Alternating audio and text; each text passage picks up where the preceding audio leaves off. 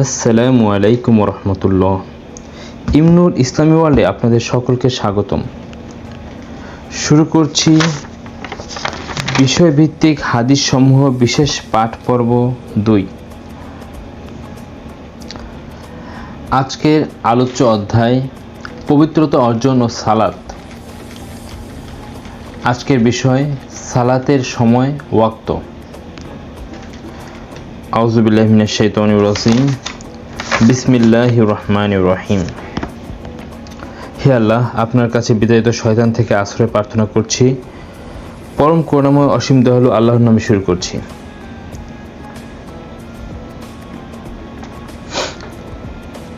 সালাতের সময় ও তার গুরুত্ব। আল্লাহ তাআলার বাণী, নিশ্চয়ই সালাত নির্ধারিত সময়ে আদায় করা মুমিনদের উপর ফরজ। সূরা আন-নিসা আয়াত 103।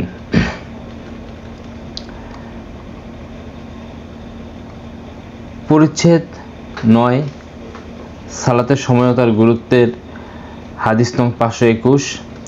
ইবনু শিহাব রহমতুল্লাহ আলাইহি হতে বর্ণিত, ওমর ইবনু আব্দুল আজিম রহমতুল্লাহ আলাইহি একদা কোনো এক সালাত আদায়ে বিলম্ব করলেন। তখন উরওয়াহ ইবনু জুবায়ের রাদিয়াল্লাহু তাআলা আনহু তার নিকট গেলেন এবং তার নিকট বর্ণনা করলেন যে ইরাকে অবস্থানকালে মুগিরা ইবনু শুবা রাদিয়াল্লাহু তাআলা আনহু একদা এক সালাত আদায়ে বিলম্ব করেছিলেন।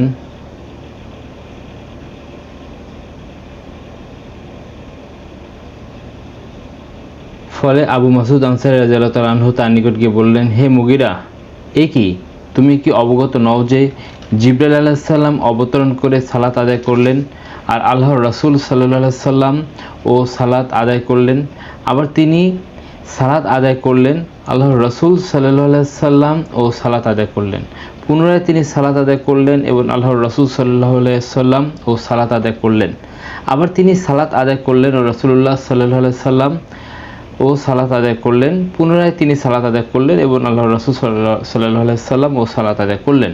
অতঃপর জিবরাইল আলাইহিস সালাম বললেন, আমি এজন্যই আদিষ্ট হয়েছি। ওমর ইবনু আব্দুল আজিজ রহমতুল্লাহ আলাইহি উরওয়াহ রহমতুল্লাহ আলাইহিকে বললেন, তুমি যা রিওয়ায়াত করছো তা একটু ভেবে দেখো। জিবরাইল কি আল্লাহর রাসূল সাল্লাল্লাহু আলাইহি সাল্লাম এর জন্য সালাতের ওয়াক্ত নির্ধারণ করে দিয়েছিলেন? উরওয়াহ রহমতুল্লাহ বললেন, বাশির ইবনু আবু মাসউদ রহমতুল্লাহ আলাইহি তার পিতা হতে এমনই বর্ণনা করতেন।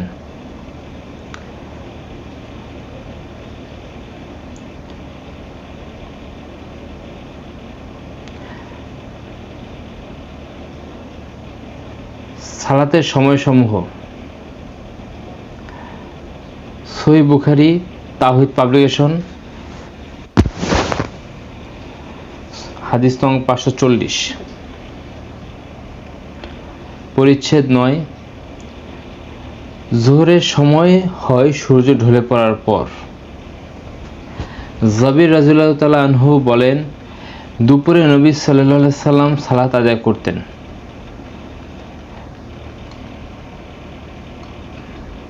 আনাস ইবনু মালিক রাদিয়াল্লাহু তাআলা আনহু হতে বর্ণিত, তিনি বলেন, একদা সূর্য ঢলে পড়লে আল্লাহর রাসূল সাল্লাল্লাহু আলাইহি সাল্লাম বেরিয়ে এলেন এবং যোহরের সালাত আদায় করলেন।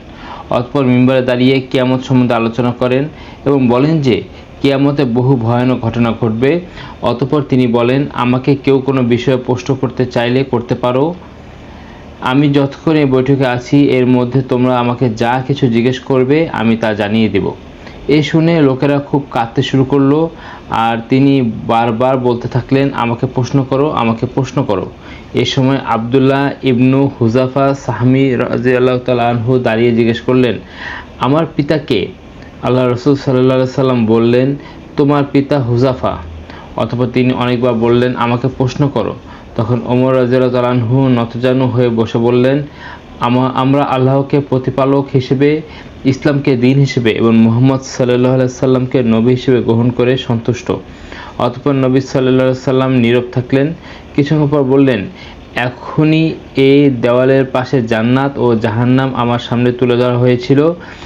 এত উত্তম ও এত নিকৃষ্টের মতো কিছু আমি আর দেখিনি।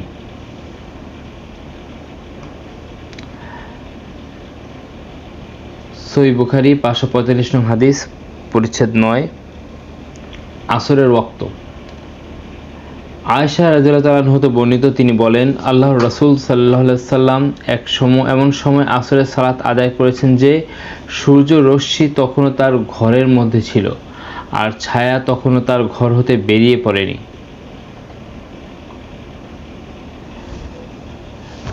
560 নং হাদিস, সহিহ বুখারী, পরিচ্ছেদ 9, মাগরিবের ওয়াক্ত।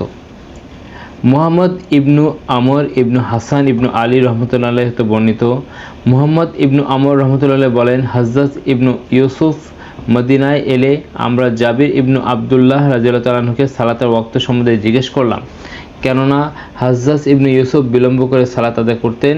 তিনি বললেন, নবী সাল্লাল্লাহু আলাইহি সাল্লাম জোহরের সালাত প্রচণ্ড গরমের সময় আদায় করতেন, আর আসরের সালাত সূর্য উজ্জ্বল থাকতে আদায় করতেন।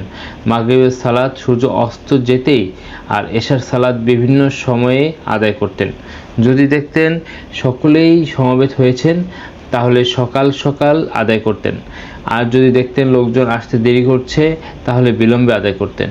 আর ফজরের সালাত তারা কিংবা রাসূলুল্লাহ সাল্লাল্লাহু আলাইহি সাল্লাম অন্ধকার থাকতে আদায় করতেন।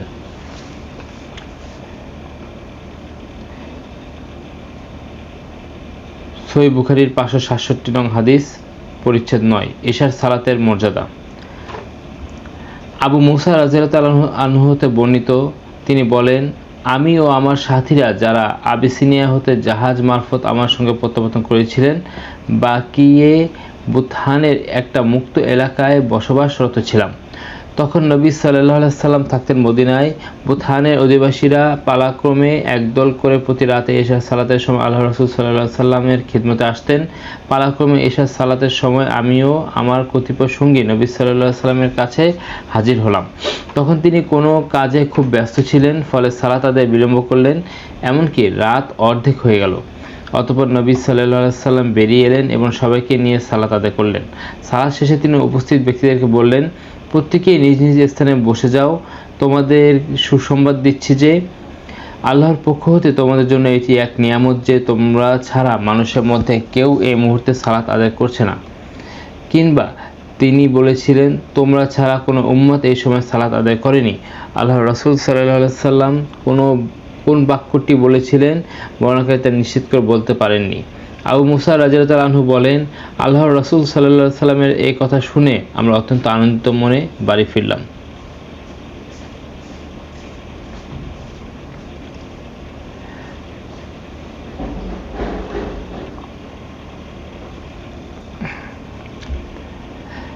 সহিহ বুখারী 572 নং হাদিস, পরিচ্ছেদ 9, রাতের অর্ধাংশ পর্যন্ত ঈশার সময়। আবু বারজাহ রাদিয়াল্লাহু তাআলা আনহু বলেন, নবী সাল্লাল্লাহু আলাইহি সাল্লাম ঈশার সালাত দেরিতে আদায় করা পছন্দ করতেন। আনাস রাদিয়াল্লাহু আনহু হতে বর্ণিত, তিনি বলেন, এক রাতে নবী সাল্লাল্লাহু আলাইহি সাল্লাম ঈশার সালাত অর্ধেক রাত পর্যন্ত বিলম্ব করলেন। অতঃপর সালাত আদায় করে তিনি বললেন, লোকেরা নিশ্চয় সালাত আদায় করে ঘুমিয়ে পড়েছে।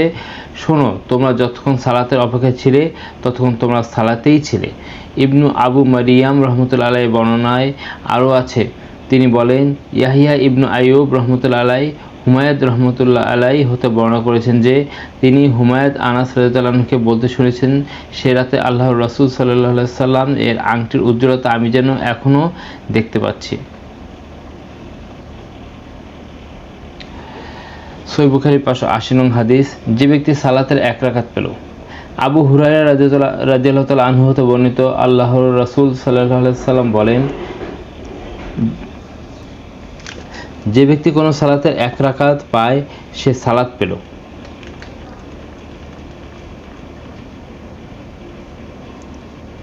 সুনান আন-নাসারী হাদিস 500, পরিচ্ছেদ 4, ঠান্ডার মধ্যে জোহরের নামাজ তাড়াতাড়ি পড়া। উবাইদুল্লাহ ইবনু সাইদ রহমতুল্লাহ আলাইহি খালিদ ইবনু দিনার খালদা রহমতুল্লাহ আলাইহি থেকে বর্ণিত, তিনি বলেন, আমি আনাস ইবনু মালিক রাদিয়াল্লাহু আনহুকে বলতে শুনেছি যে রাসূলুল্লাহ সাল্লাল্লাহু আলাইহি সাল্লাম গরমের সময় জোহরের সালাত বিলম্বে এবং ঠান্ডার সময় তাড়াতাড়ি আদায় করতেন। হাদিসের মান সহিহ। সুনান আন-নাসাই হাদিস নং 501, পরিচ্ছেদ 5, প্রচণ্ড গরম হলে জোহরের নামাজ গরম কমলে পড়া। কুতাইবা ইবনু সাঈদ রহমতুল্লাহ আলাইহি আবু হুরায়রা রাদিয়াল্লাহু আনহু থেকে বর্ণিত, তিনি বলেন, রাসূলুল্লাহ সাল্লাল্লাহু আলাইহি সাল্লাম বলেছেন, গরম প্রচণ্ড হলে সালাত বিলম্ব করে আদায় করো, কেননা গরমের প্রচণ্ডতা জাহান্নামের ভাব। সহিহ ইবনে মাজাহ হাদিস 677-678, বুখারী হাদিস 536, মুসলিম হাদিস 1282।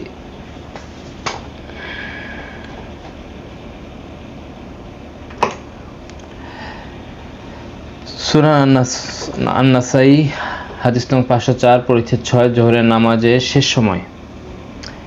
আবু আব্দুর রহমান আব্দুল্লাহ ইবনু মুহাম্মদ আজরামি রহমতুল্লাহ আলাইহি আব্দুল্লাহ ইবনু মাসউদ রাদিয়াল্লাহু আনহু থেকে বর্ণিত, তিনি বলেন, রাসূলুল্লাহ সাল্লাল্লাহু আলাইহি সাল্লাম বলেছেন, গ্রীষ্মকালে জোহরের সালাত আদায় করতেন যখন কোনো ব্যক্তির ছায়া 3 হতে 5 কদমের মধ্যে হতো, এবং শীতকালে ছায়া যখন 5 হতে 7 কদমের মধ্যে হতো। হাদিসে মান সহিহ আবু দাউদ হাদিস 428।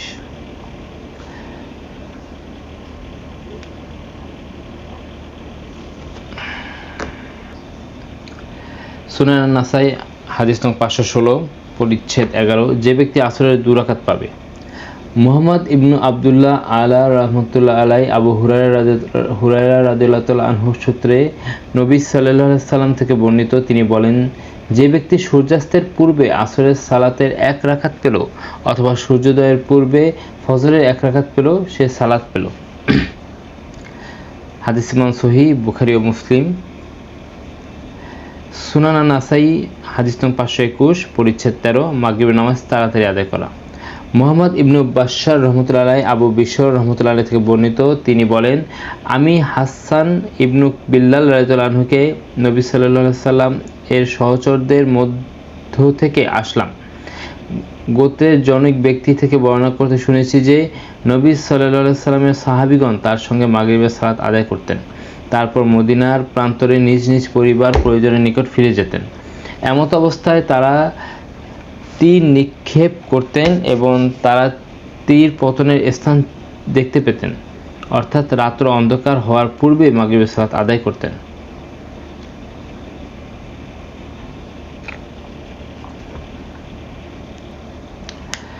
সুনান আন-নাসাই হাদিস নং 526, পরিচ্ছেদ 16, মাগরিবের নামাজের পর ঘুমানো মাকরুহ।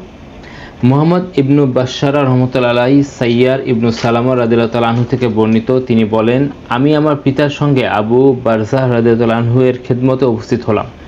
আমার পিতা রাসূলুল্লাহ সাল্লাল্লাহু আলাইহি সাল্লাম কিভাবে ফরজ সালাত আদায় করতেন এই সম্বন্ধে তাকে জিজ্ঞাসা করলেন। তিনি বললেন, সূর্য ঢলে পড়লে জোহরের সালাত আদায় করতেন, যাকে তোমরা প্রথম সালাত বলো। তিনি এমন সময় আসরের সালাত আদায় করতেন যে সালাত আদায় করে কেউ মদিনার এক প্রান্তে নিজ অবস্থানে আসতে পারত এবং তখনও সূর্য করোজ্জ্বল থাকত। বর্ণনাকারী সাইয়ার রাদিয়াল্লাহু আনহু বলেন, মাগরিব সম্বন্ধে কি বলেছিলেন তা আমি ভুলে গিয়েছি। ইশার সালাত, যাকে তোমরা আতামা বলো, বিলম্বে আদায় করাকে তিনি পছন্দ করতেন। ইশার পূর্বে ঘুমানো ও ইশার পর কথা বলাকে মাকরুহ জানতেন। আর ফজরের সালাত আদায় করে এমন সময় ফিরতেন যে তখন যে কেউ তার পার্শ্ববর্তী লোককে চিনতে পারত। আর এ সালাতে 60 আয়াত থেকে 100 আয়াত পাঠ করতেন। হাদিস মান সহিহ, বুখারী ও মুসলিম।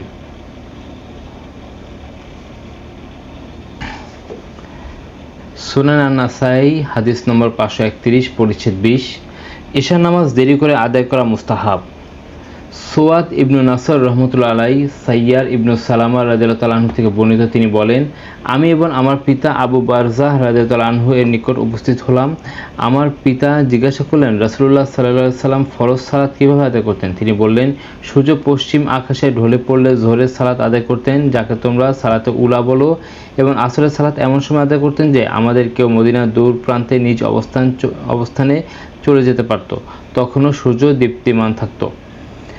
বর্ণনাকারী সাইয়ার রাদিয়াল্লাহু আনহু বলেন, মাগরিব সম্বন্ধে কি বলেছিলেন আমার স্মরণ নেই। ঈশার সালাত, যাকে তোমরা আতামা বলো, বিলম্বে আদায় করা তিনি পছন্দ করতেন। ঈশার পূর্বে ঘুমানো ও পরে কথা বলাকে তিনি অপছন্দ করতেন। আর ফজরের সালাত আদায় করে এমন সময় ফিরতেন যখন কোনো ব্যক্তি তার পার্শ্ববর্তী লোককে চিনতে পারত। তিনি ফজরের সালাতে 60 থেকে 100 আয়াত পাঠ করতেন। সুনানে আন-নাসাই হাদিস নম্বর 643 পরিচ্ছেদ 12 ফজরের আজানের সময় প্রসঙ্গে। ইসহাক ইবনু ইব্রাহিম রহমতুল্লাহ আলাই আনাস রাদিয়াল্লাহু তাআলা আনহু থেকে বর্ণিত, এক ব্যক্তি রাসূলুল্লাহ সাল্লাল্লাহু আলাইহি সাল্লামকে ফজরের ওয়াক্ত সম্পর্কে জিজ্ঞাসা করেন। রাসূলুল্লাহ সাল্লাল্লাহু আলাইহি সাল্লাম বেল্লাল রাদিয়াল্লাহু তাআলা আনহুকে আজান দিতে আদেশ করলেন। বেল্লাল রাদিয়াল্লাহু তাআলা আনহু প্রভাত হওয়ার শুভেচ্ছা দিকে প্রারম্ভে সাথে সাথে আজান দিলেন। পরবর্তী দিন ভোর ফর্সা হওয়া পর্যন্ত ফজরের সালাত বিলম্ব করলেন। এরপর বিল্লাল রাদিয়াল্লাহু তাআলা আনহুকে একামত বলার নির্দেশ দিলেন। বিল্লাল রাদিয়াল্লাহু তাআলা আনহু একামত দিলেন এবং সালাত আদায় করলেন। তারপর বললেন, এটাই ফজরের সালাতের সময়। আলহামদুলিল্লাহ, আজ আমরা সালাতের সময় এবং ওয়াক্ত সম্পর্কে বেশ কিছু হাদিস পাঠ করেছি। আল্লাহ তাআলা আমাদের সকল ভুল ত্রুটি ক্ষমা করে দিয়ে উক্ত সালাতের নামাজ এবং সময় ওয়াক্তের হাদিস সমূহ থেকে বুঝতে ও শিখে আমাদের এই আমল করার তৌফিক দান করুন, দ্বীনের পথে চলার তৌফিক দান করুন, আমিন। ইমনুর ইসলামী ওয়ার্ল্ড চ্যানেলটিকে লাইক, কমেন্টস, শেয়ার ও সাবস্ক্রাইব করে দ্বীনি কাজে পাশে থাকবেন ইনশাআল্লাহ। পূর্ববর্তী ভিডিও দেখতে ভিজিট করুন ইমনুর ইসলামী ওয়ার্ল্ড এবং পরবর্তী ভিডিও নোটিফিকেশন পেতে বেল আইকনটি প্রেস করে রাখুন। আসসালামু আলাইকুম ওয়া রাহমাতুল্লাহি ওয়া বারাকাতুহু।